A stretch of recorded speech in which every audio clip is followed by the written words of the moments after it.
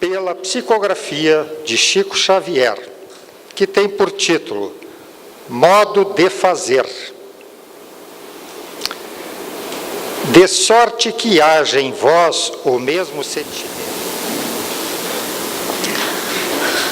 Na noite de hoje, nós temos a alegria de contarmos com a amiga querida, a Rô Pacheco. Ela nos traz o tema família, religiosidade e mediunidade. Que Jesus te abençoe. Muito boa noite a todos. Os nossos votos sinceros de muita paz e que possamos juntos refletir sobre esse tema tão nobre, onde o nosso foco central é a família. No ano passado, 2015, o Departamento da Família dessa casa, junto ao Departamento da Infância e Juventude, elaborou um estudo em cima de uma obra que é Constelação Familiar, uma obra de Divaldo Pereira Franco, ditada pelo espírito Joana de Ângeles, onde alguns membros da casa foram solicitados a desenvolver estudos sobre alguns capítulos, e a partir daí, então, surgiu um convite, se renovou o convite, para que nós estejamos aqui novamente, mas num âmbito mais geral, para falar sobre essa temática. Quando Joana de Ângeles nos traz a temática da constelação familiar, ela nos aponta que cada um de nós faz parte de uma constelação, ou seja, constela com o outro, vive com o outro. E é absolutamente possível brilhar e constelar com alguém diferente de nós. E essa é a proposta das nossas reflexões dessa noite. E nós vamos começar falando da questão da mediunidade dentro da família. E com certeza, num grupo tão grande como este, não raro nós próprios já tivemos alguma experiência no campo da mediunidade dentro dos nossos lares. Mas Joana, ela vai trazer uma menção. No abençoado núcleo familiar, onde se encontram espíritos diversos, de diversos comportamentos, trabalhando em favor da retificação dos erros do passado e seguro direcionamento moral para o futuro, é compreensível que surjam discretos ou agressivos fenômenos mediúnicos causadores de distúrbios nos relacionamentos afetivos. Então, ela define a família, então, como um encontro de espíritos diversos, já apontando a nossa individualidade. E que o objetivo dessa comunhão ou desse encontro no núcleo familiar passa pela retificação, ou seja, nós nos encontramos na família para retificarmos-nos. Não retificar o outro, mas retificar a nossa conduta, o nosso comportamento. E quando ela menciona na sequência que dentro desse núcleo deveria ter um direcionamento moral, ela já está apontando aí que se houver uma experiência mediúnica dentro da família, se houver uma direção moral, se houver valores morais norteando esse conjunto que se encontrou nessa vida e vai formar uma família, essa experiência vai ser mais fácil.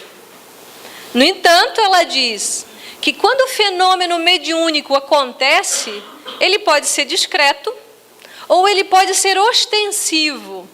Ou seja, Allan Kardec, ele vai trazer no livro dos médiuns, em relação a quem é médium.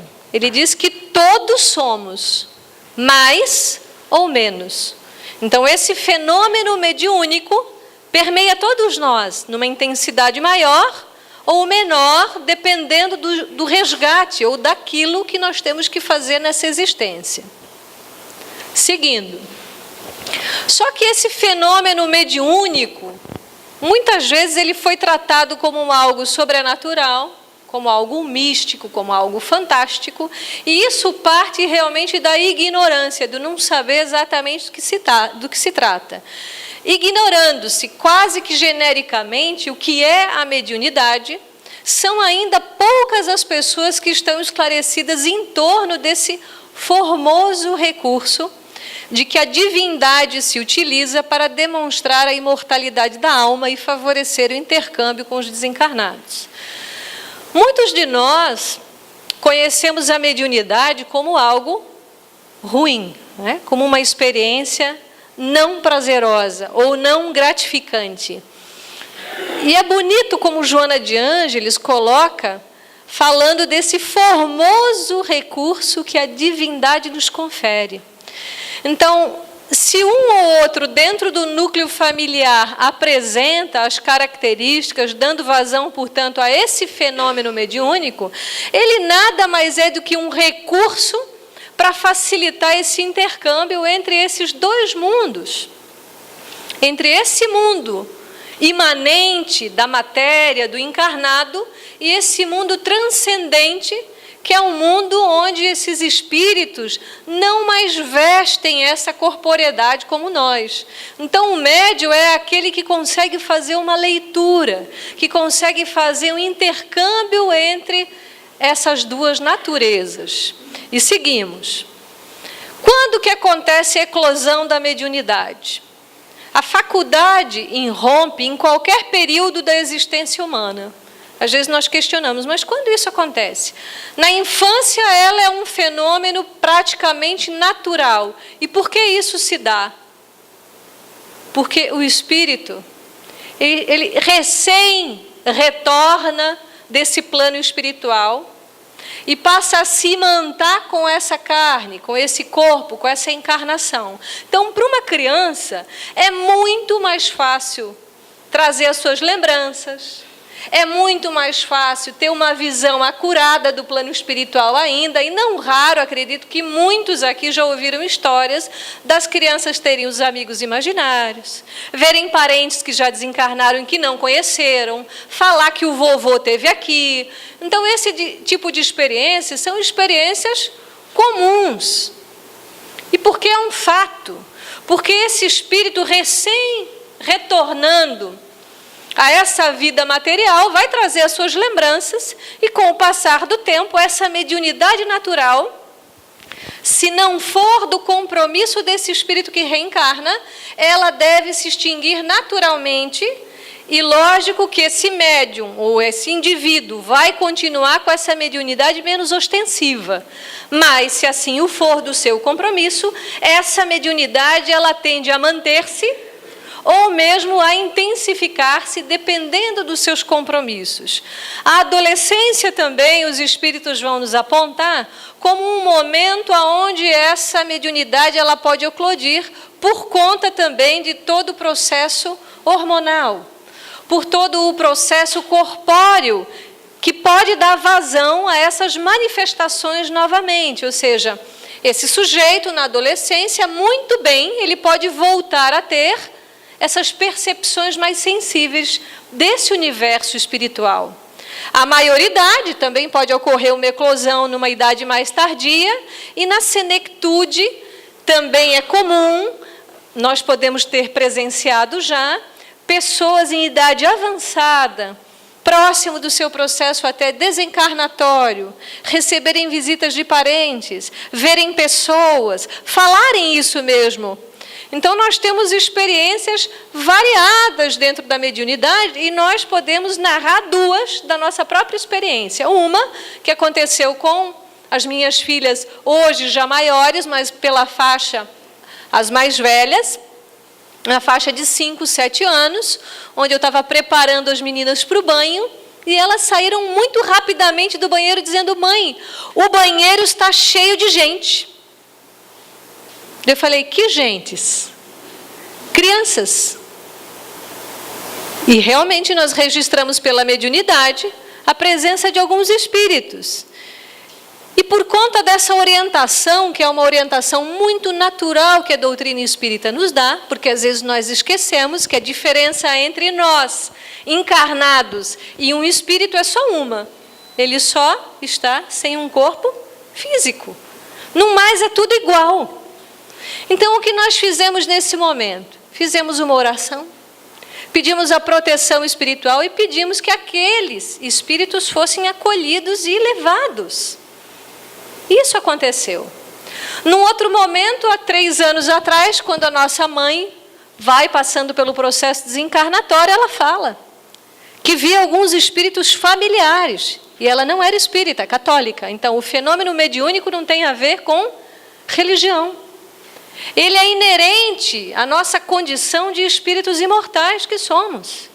E com certeza, se eu abrisse a palavra, muitos de vocês dariam vários exemplos de ruídos, de objetos que caem, de sons que acontecem, de muitas vezes alguém nos chama e nós olhamos e não sabemos de onde vem, de crianças pequenas que têm os amigos. Então isso é um fato natural. E que o Espiritismo torna isso muito natural, não normal, não abusivo, não místico, mas natural, como algo que faz parte de um processo de vida. Mas quando ostensiva essa mediunidade, ela vai produzir alguns efeitos físicos, que tampouco devem gerar temor, ao contrário, devem gerar em nós uma curiosidade saudável a nos motivar a um estudo sério do que isso significa dentro do meu lar, para onde esse fenômeno está apontando, o que isso quer dizer para essa família, ou para esse pai que tem uma criança que tem uma mediunidade ostensiva. Nós vamos observar relatos de Ivone do Amaral Pereira, que aos 5 anos dialogava tranquilamente com espíritos e teve a sua mediunidade ostensiva por toda a sua existência, como o próprio Chico Xavier. Então são espíritos que vêm com uma mediunidade, que são espíritos que têm uma missão, ou mesmo quando essa mediunidade ela é uma mediunidade de resgate, ela vai se manter mais para o futuro, coisa que não se deve incentivar nas crianças. Nós vamos ver depois por quê. Então, existe um equívoco dentro desse processo de eclosão, principalmente da tenra idade, e existe uma orientação. Tudo aquilo que nós colocamos aqui está baseado nessa obra Constelação Familiar. Então, sem conhecimento real dessa faculdade, que é a mediunidade, da sua especificidade, pessoas precipitadas e imaginosas opinam e orientam de maneira equivocada. Quando não, se referem à necessidade de bloqueá-la, de anulá-la nas suas mais variadas expressões. E são 2 apontamentos extremos aqui, e errôneos, absolutamente equivocados. Muitas vezes de querer estimular essa mediunidade dentro de casa, que não é o lugar adequado. A eclosão pode se dar ali, a expressão da mediunidade pode acontecer em casa, mas não é o lugar. Por isso que nós a estudamos, a partir do momento em que nós nos estudamos para conhecer essa faculdade. E muitas vezes, não raro também, ouvimos muito de pessoas que chegam a determinados centros, que se dizem espíritas, e que vêm com uma eclosão de mediunidade. E sempre o processo de eclosão ele está relacionado com um processo obsessivo e, portanto, de desequilíbrio, que são encaminhadas à mesa mediúnica. Ou dizendo que se deve estimular isso na criança. E não, isso é um risco gravíssimo, porque isso futuramente pode virar uma patologia. Em contrapartida, tudo isso está baseado na ignorância do fenômeno, de não saber o que realmente é. O bloqueio da faculdade, a negação, esse também não é o adequado. Porque, como diz Joana, é uma condição formosa. E muitas vezes, quando esses médiuns já são bem orientados desde a tenridade, como diriam os nossos amigos do projeto Manuel Filomeno de Miranda, um grupo que trabalha par e passo com Divaldo Pereira Franco, que quando um médium aproveita devidamente a sua encarnação, ele ganha 2 encarnações em uma. Porque é maravilhoso dispor dessa condição. Logicamente que aqueles mais ostensivos são pessoas mais vibráteis, mais sensíveis, mas nem por isso vai ser um sofrimento. Então, negar a faculdade também não é a melhor opção. Mas a orientação adequada seria oferecer segurança afetiva. Ou seja, quando o fenômeno acontece, não devemos nos apavorar. A primeira coisa que a gente deveria fazer é acolher e dizer, ok, tudo bem, faz parte que aconteça esse intercâmbio. Os espíritos existem sim, não adianta a gente dizer para as crianças que eles não existem, existem. E elas podem muito mais facilmente vê-los do que nós. Então, transmitir essa segurança de forma natural, explicando que se trata de espíritos, seres que viveram na Terra. E é apenas isso. Atender ao filho com naturalidade, participar também no sentido de encaminhar essas crianças para a evangelização infantil, porque ali vai ter uma orientação segura. Porque quando nós observamos um filho pequeno no colo, quantos de nós imagina que ali tem uma pessoa propensa à droga? Alguém imagina isso quando pega um bebê no colo? Quando você pega um bebê no colo, você imagina que ali pode ter um alcoólatra em potencial? Alguém já imaginou isso? Pode ter uma pessoa extremamente violenta, como pode ter um médium ostensivo. Nós não sabemos. Então, a evangelização infantil, e hoje a casa já dispõe inclusive da evangelização para gestantes, para bebês. Então, não é falta de oferta de orientação. Então, essa orientação, quando vai acontecendo seguramente nesses primeiros momentos da encarnação, podem estar já assegurando a esse espírito uma vida com mais equilíbrio, um uso de uma mediunidade mais ajustada, um contorno, muitas vezes, e uma orientação para aquele ser que vem, que nós não sabemos com qual tendência ele nos chega. Nós não temos bola de cristal para saber. Nós recebemos alguém, muitas vezes, no braço. E como é importante dar essa orientação. E isso cabe a nós, pais, ou aqueles que têm a tutela desses menores. Então, quanto faculdade, não há pressa para que seja feito o desenvolvimento mediúnico, porquanto este estende-se por toda a existência, sempre necessitando de reflexão, de estudo e de vivência. Sócrates vai dizer, há um começo para o conhecimento e não há um fim. Isso é verdade. E para tudo. E em falando de mediunidade, o assunto é de uma vastidão que nós não fazemos ideia. Não fazemos ideia. Porque há especificidades, há graus, há diferenças de um médium para outro. Mas fato é, quem é médium ostensivo é muito mais sensível. Então, e a esse cabe, principalmente àquele que buscar orientação para educar essa sensibilidade. E isso precisa realmente de estudo, de tempo. E se eu, dentro dessa encarnação, tiver programado, nessa encarnação, essa experiência mediúnica, não se preocupe que isso vai acontecer. Pode ser cedo, pode ser mais tarde. Nós temos um dos preceptores do Espiritismo, Emanuel Swedenborg, que teve uma eclosão de mediunidade após os 50 anos, por volta dos 56. Então, isso pode acontecer com qualquer um de nós. De repente, nós estamos frente a essa janela aberta que nos coloca em contato com a outra dimensão, com o mundo desses irmãos nossos, que só não tem um corpo físico, mas que igualmente são carentes de orientação, que igualmente são carentes de amparo, que igualmente são carentes de uma escuta. E é só isso que eles buscam. E muitas vezes os maiores vêm nos munir, muitas vezes, de lindas mensagens, de conforto, de consolo e notícias maravilhosas daquilo que é o plano espiritual e notícias também de um plano espiritual, muitas vezes, de baixo teor, porque somos nós que igualmente formamos esses núcleos no plano espiritual. Todos reencarnam na Terra a fim de progredir, liberando-se dos compromissos negativos do pretérito e estabelecendo novos roteiros de equilíbrio e de felicidade, de forma que o sublime educandário em que se encontra. Então, quando nós viemos com essa disposição, porque falamos de mediunidade, o objetivo realmente é que a gente passe a usar dessa faculdade para que a gente zere esses compromissos negativos.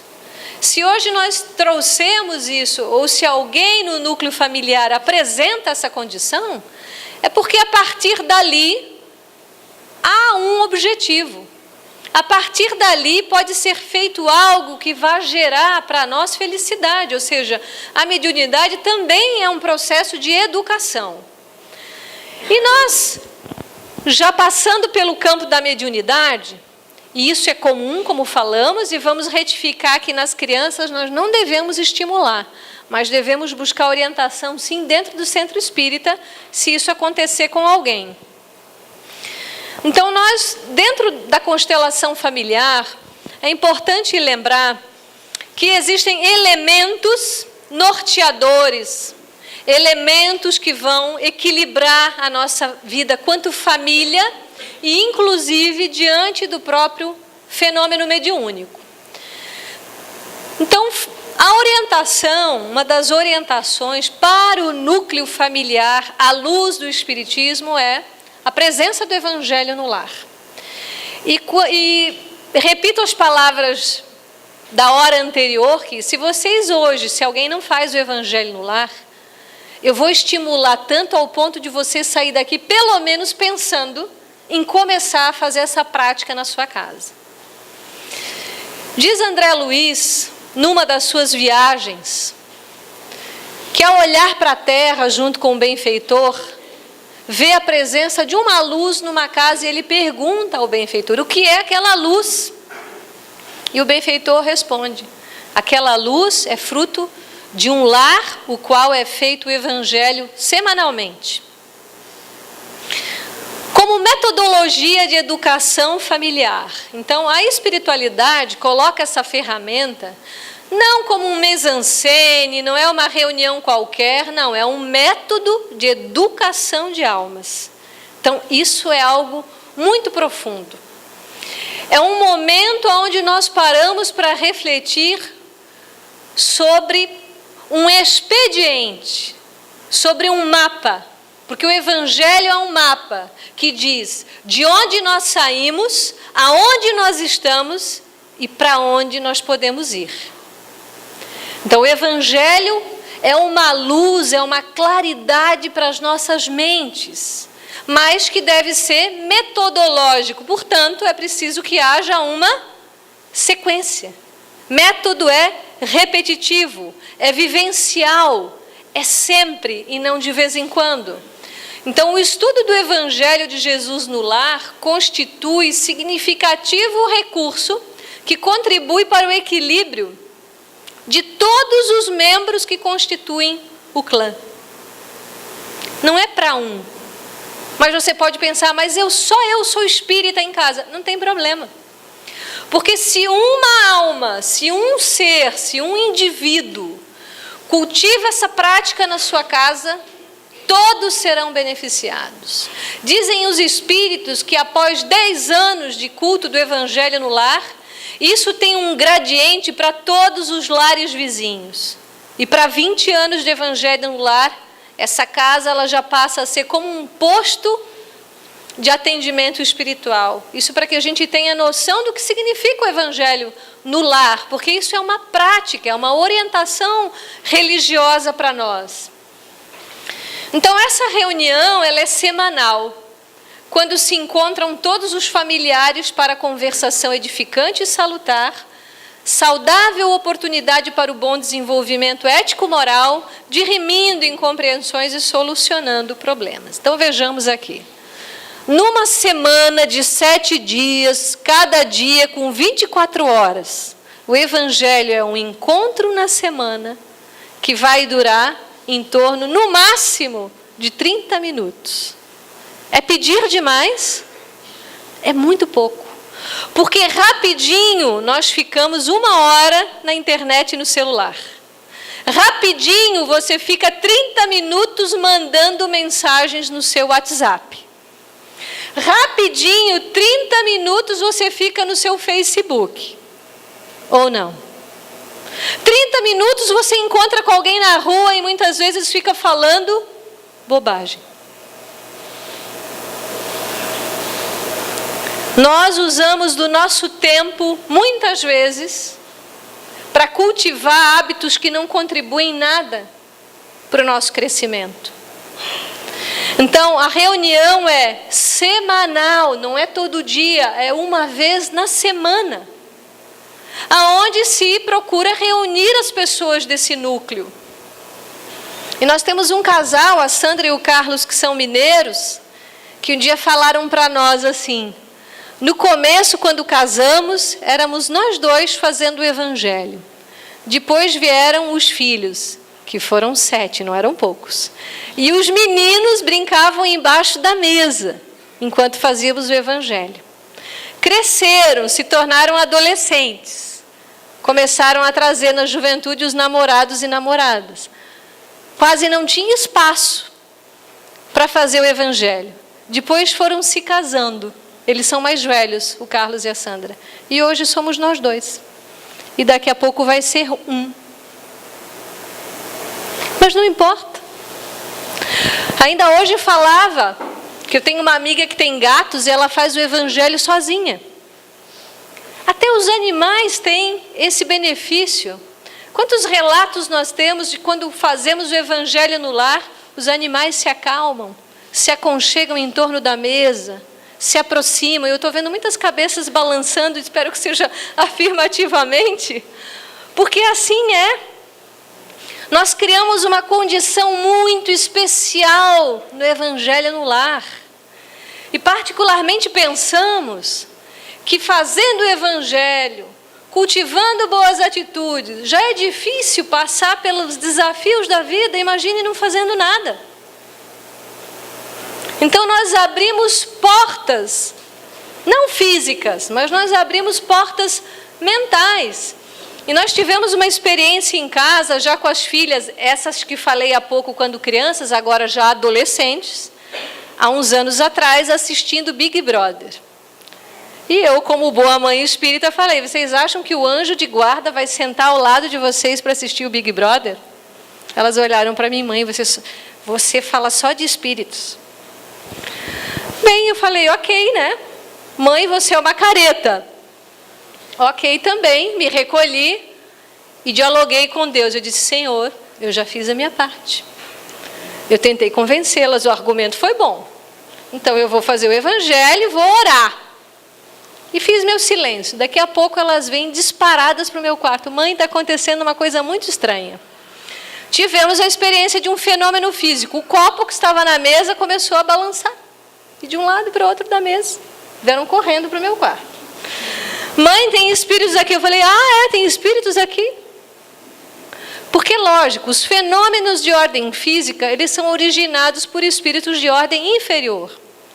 E pela mediunidade, nós podemos detectar naquele momento que não era um espírito assim tão inferior, mas era um espírito galhofeiro, brincalhão. E elas: mãe, vamos fazer o evangelho. Eu falei: agora. Então vocês constataram por experiência própria que o anjo guardião não vem assistir Big Brother. Quem vem assistir? Quem entra na minha casa? Percebam que isso é muito estreito. Eu posso estar com a porta fechada, com uma tetra e mais outra e mais outra. Mas se essa porta mental está aberta para o desequilíbrio, para as más companhias, às vezes a TV é uma péssima companhia.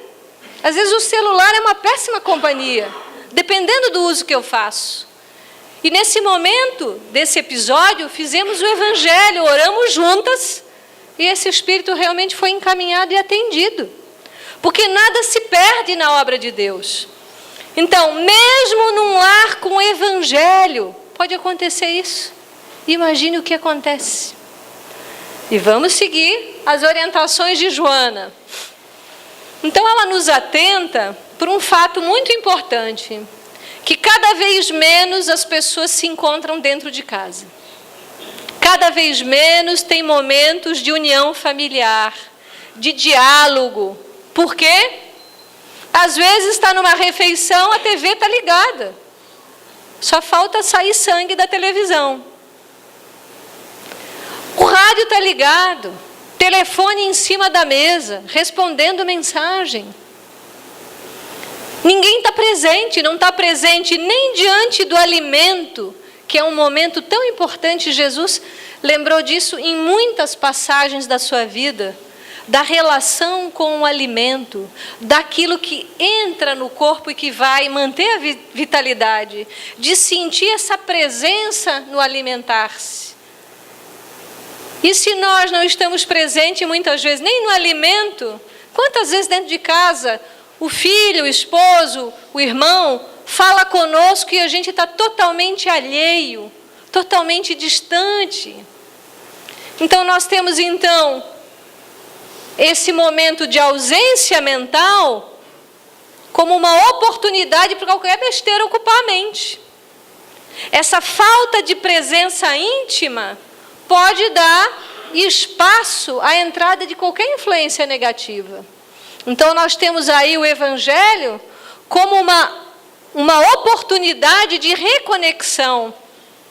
Então, na adolescência, nós vamos ver muitas vezes os filhos assumindo muitos compromissos, e às vezes a gente falando com os filhos por mensagem, mas vai havendo muitas vezes dentro do lar um comportamento de isolamento, por parte de um, por parte de outro, e isso pode ser patológico no futuro. Então, muitas vezes nós perdemos as pessoas que amamos exatamente por nós não estarmos verdadeiramente presentes. E vejam, na questão 775 do Livro dos Espíritos, onde vai falar dos laços de família, o que significaria para a sociedade se rompessem esses laços familiares?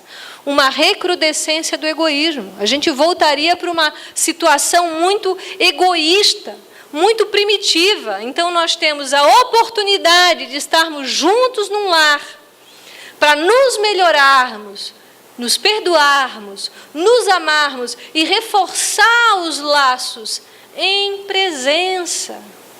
Não adianta eu estar ali só fisicamente, eu tenho que estar por inteiro.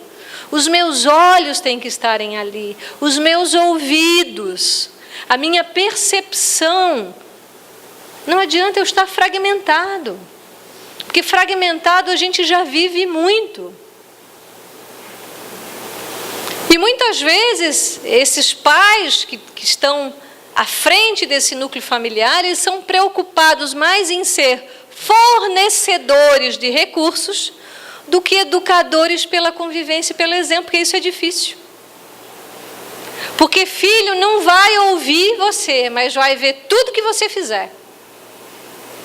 Como qualquer pessoa que caminha ao nosso lado. A gente pode ter o verbo, a falácia mais bela, mas isso tem que ser condizente conosco. Um máximo é um esforço contínuo, então é muito mais fácil fornecer algo do que realmente vivenciar o Evangelho, do que ser um exemplo. E isso não significa que nós não venhamos a sofrer aquelas alfinetadas dentro de casa, porque é um lugar de embate ainda. Mas eu não posso alfinetar o outro. Eu não posso ser uma chaga na vida do outro. Eu tenho que ser um bálsamo. Eu tenho que ser o bem. Eu tenho que ser o amor. Então, essa atividade, uma atividade espiritual inspirada no Evangelho de Jesus, muito mais saudável, redundará a reunião, porque facultará a renovação mental e emocional. Então, esse momento do Evangelho no lar, ele é um momento tão especial. Quiçá se nós pudéssemos ver, mas como a doutrina ela não é baseada no ver para crer, mas no compreender o fenômeno, compreender o Evangelho do Cristo, no nível de compreensão e de sentimento, porque isso tem que fazer sentido em mim. Porque pode se materializar Jesus aqui, e vai ter alguém que vai duvidar. Os mais materialistas vão duvidar. Então não é uma questão de ver, mas é uma questão de compreender e isso fazer sentido dentro de mim, ao ponto de me facilitar o processo das mudanças, que é para isso que nós estamos aqui. Mudar esse ser velho, esse ser egoísta, esse ser orgulhoso, esse ser vaidoso, que ainda somos. Então nós temos no Evangelho essa oportunidade de renovar. Por que que isso acontece? Porque nós vamos refletir sobre mensagens de teor muito elevado. Nós vamos refletir sobre conceitos de uma vida muito maior do que essa que nós temos levado até aqui. Nós vamos compreender muito mais o que é realmente a vida e por que estamos aqui. E isso muda as relações, a começar essas próprias dentro do lar. Então, essa vivência, uma vivência rica de alegria e de aprendizagem, na qual todos tomam parte, cada qual contribuindo com uma cota de si mesmo. Porque muitas vezes nós encontramos no lar algumas pessoas que se incapacitam, ou que alguém que incapacita o outro, que diz, você é assim mesmo, né? E põe um ponto final na pessoa, como se fosse possível. Nós temos reticências, todos nós temos reticências, todos estamos passíveis de nos transformarmos. Mesmo que estejamos tristes, mesmo que estejamos vivenciando um revés, uma dificuldade, nós podemos ativar essa alegria, porque ela é a essência dentro de qualquer coração. Então não acredite em alguma coisa que foi dito a você, que você não pode. Todos podemos. E não incapacite ninguém.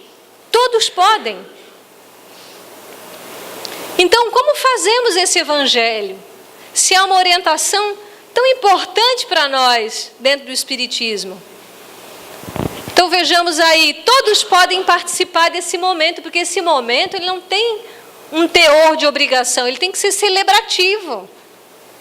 Porque esse é o momento onde nós criamos condições especiais, muitas vezes, para que espíritos mais elevados venham em nosso concurso. Vejam que especial que é isso. Eu estou abrindo a minha casa para receber, muitas vezes, espíritos benfeitores, parentes que já foram há um tempo atrás, amigos que ficaram no plano espiritual e que às vezes têm a oportunidade de vir no Evangelho. Não é especial isso? Isso é muito especial. Comece a pensar aí na sua agenda, que dia e hora da semana você vai começar a programar o seu Evangelho. Mas eu sou sozinho e tenho 2 gatos, não tem problema, é uma família. Ah, mas só eu sou espírita. Não tem problema, faça no seu quarto. Porque se a sua oração for realmente pura e sincera, toda a água dessa casa vai ser fluidificada. Todo mundo vai ter um benefício. Então, se tiver crianças, peça para as crianças arrumarem a mesa. Separem um livro com uma mensagem, o próprio Evangelho. Se reúnam, coloquem a água. Façam uma bela oração, pedindo o amparo do alto, agradecendo a Deus por essa oportunidade, realmente abrindo as portas desse lar para que essa espiritualidade venha até você. Porque os espíritos benfeitores, eles estão assim, ó, quase que se debruçando sobre nós, mas o que está faltando é o movimento daqui, é estendermos as nossas mãos para o alto, é fazermos esse mínimo movimento. E depois fazendo uma leitura sequencial ou sorteada, abrindo ao acaso, e geralmente são pontuais as mensagens abertas ao acaso. Então ali, cada um vai dar de si, vai falar do que entendeu. Não vai dizer para o outro, isso você não está botando em prática. Não é esse momento. Mas é o momento para eu refletir o quanto eu estou vivenciando aquele tema, aquele item. O quanto eu já consigo vivenciar isso no meu cotidiano. Permitir que todos falem, convidar todos. E não julgar, deixar que cada um exprima. Às vezes vem situações da semana que tem relação com o tema do Evangelho. É tão curioso isso. Vai nos remeter a alguma coisa que fizemos e que não foi bom. Que de repente naquele momento a gente passa limpo alguma situação. Por isso que o Evangelho nos renova em emoções salutares. E ao final nós pedimos o quê? Fazemos uma prece final, podemos fazer vibrações para os familiares, podemos pedir que a água seja magnetizada talvez por uma necessidade particular.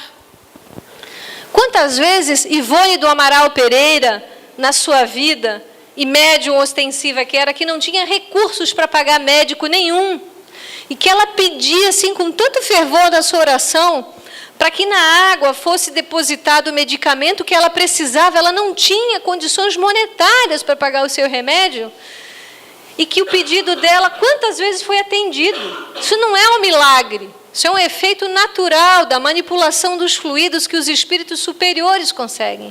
E ao tomar a água, ela sentia a água com gosto diferente, e logo depois ela sentia-se bem. Então nós dispomos disso gratuitamente.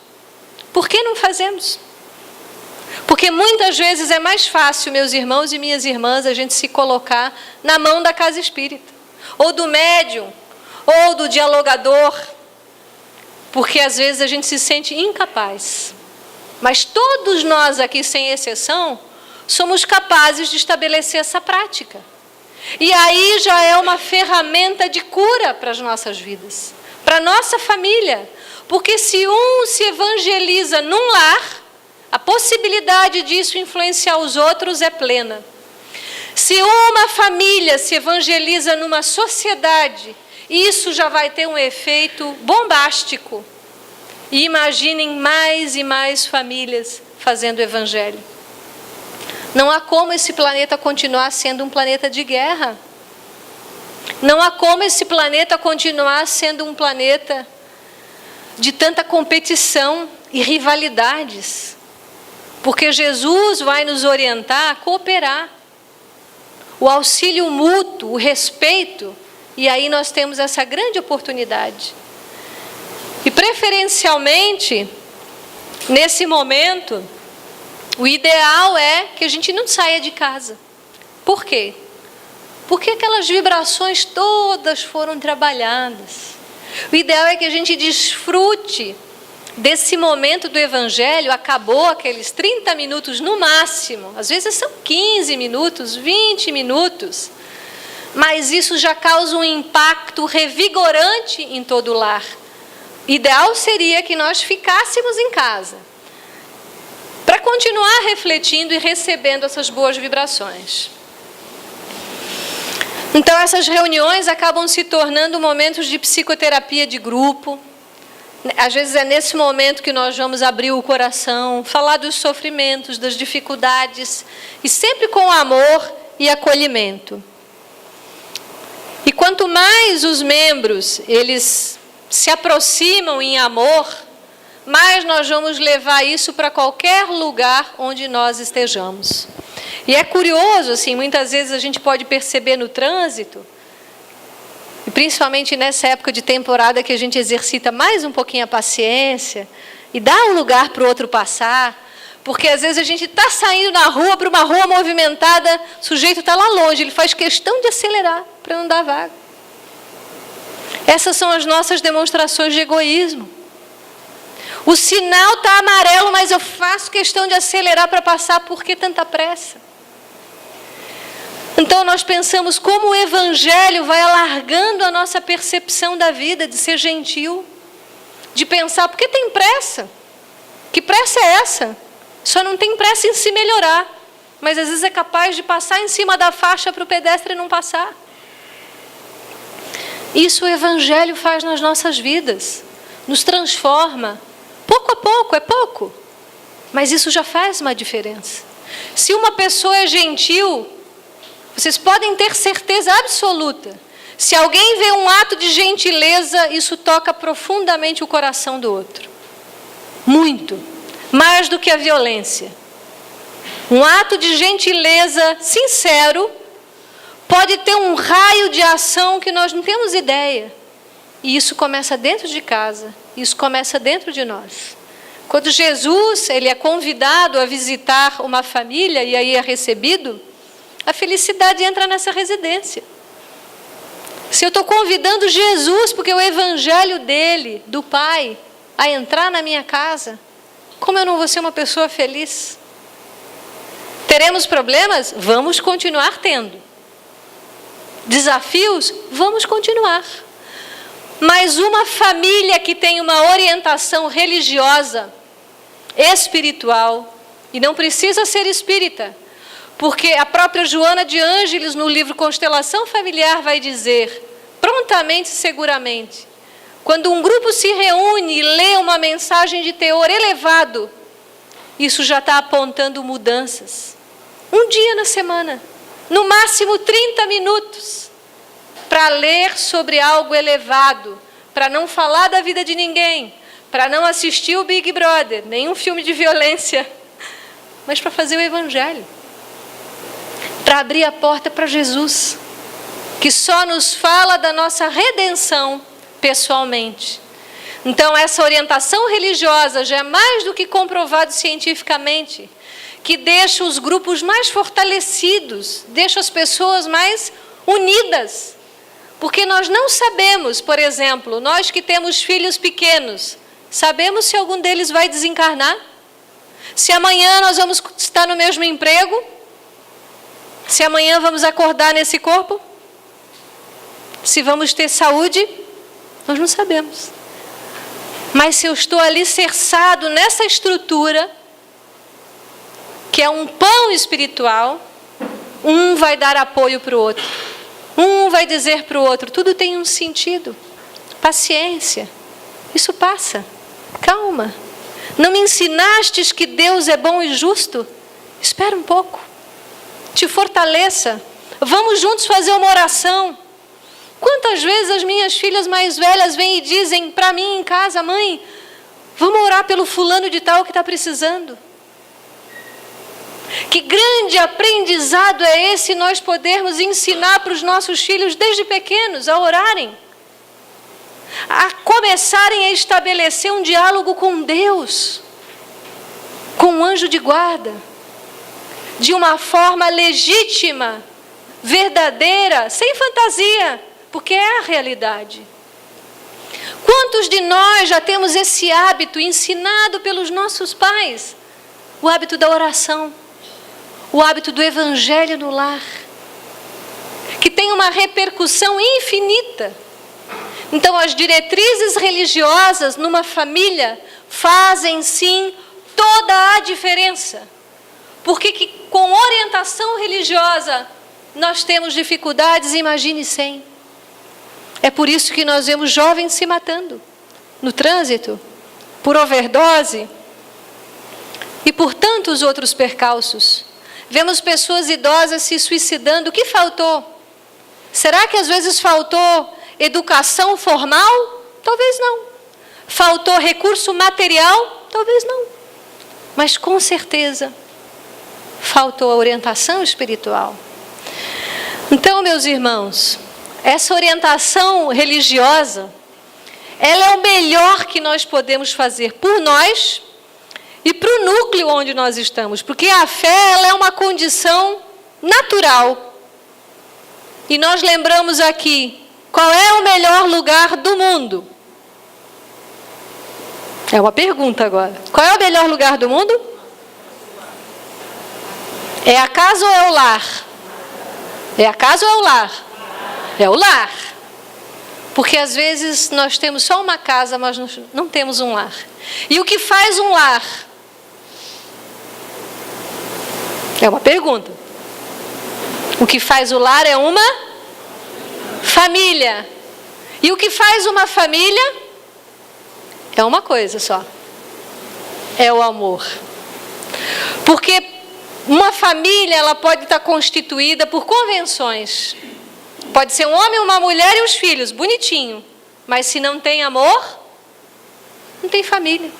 Então nós vamos ver pares iguais, adotando crianças, mas tem um extremo respeito e um amor, isso é uma família. Nós vamos ver pais sozinhos criando os seus filhos, e nós vamos ter ali. Nós vamos ter mães sozinhas criando os seus filhos, e nós vamos ter ali uma pessoa criando os seus animais de estimação e tem amor? Também é. Família é todo lugar que tem amor. E para que esse amor realmente se instale e nunca mais vá embora, é preciso ter algumas práticas. A oração, o evangelho no lar, o bom convívio, a paciência. Porque assim nós vamos oferecer para o mundo um coração melhorado. E nós convidamos a todos hoje, né, que todos nós possamos construir um lar com amor. Muito obrigado pela atenção de todos. O nosso carinho e gratidão a Rô, que nos traz esse tema tão importante.